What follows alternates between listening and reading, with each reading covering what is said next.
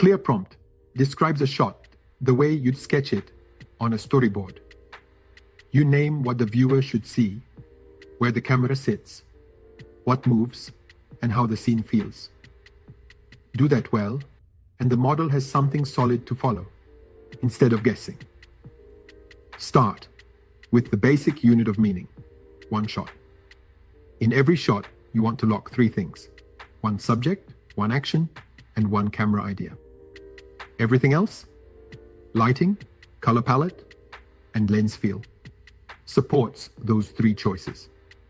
Here's what makes up a solid shot description. First, the style anchor. This is the overall look. For example, 1990s documentary, analog film, or stop motion. It defines the visual language without writing an essay. Next, framing and composition. Is it a wide shot, a medium, or a close-up? Centered or off-center? Shallow or deep focus? Just describe what the camera sees. Then, the subject and action. Who or what is on screen, and the one clear thing they're doing. Keep it simple and believable. After that comes camera movement. Maybe static, maybe a slow pan, or a gentle dolly. Pick one movement only. Then we have lighting and time. Soft daylight, neon at night, or a warm desk lamp. Choose a mood and a time of day. Next, palette or grade. Muted tones, high contrast, faded film, or teal and orange. A single phrase will do. If needed, add dialogue or voiceover. Include the line if it's essential. And finally, add one or two constraints. Short notes like avoid harsh backlight or no modern furniture. This keeps the model from making random choices. Short prompts leave more room for creativity. You'll see bolder and more surprising results. Longer prompts give you more control, but the model may still improvise on things you didn't define. So decide how much freedom you want for each shot. Let's test this idea with a short prompt. In a 90s documentary-style interview, an old Swedish man sits in a study and says, "I still remember when I was young." Why does this work? The style anchor defines lens, lighting, and tone. The subject and setting are clear, but not overspecified. The dialogue makes the moment explicit. You'll likely get an interview look that fits the brief, but still with open details, like time of day, camera angle, and wardrobe. If those matter, you can always add them. Now, here's a longer version using the full anatomy. 1990s documentary style. Medium close-up of an elderly Swedish man seated in a wood-paneled study.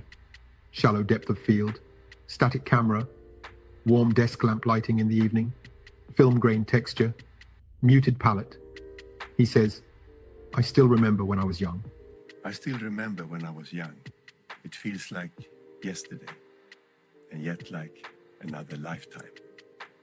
Avoid harsh backlight and avoid modern furniture. This version creates more consistency. Framing, lighting, and palette are all pinned down. The camera is fixed, and the constraints prevent typical errors. It still won't guarantee a perfect match, but it narrows the model's imagination to your vision. Now, about sequences. Describing multiple shots in one prompt is fine when you want a continuous moment. The rule is simple. Keep each shot as its own block. One camera setup, one subject action, one lighting recipe. Think in short beats, not paragraphs. Here's a reusable structure. Shot 1, a wide establishing exterior, overcast morning, static camera.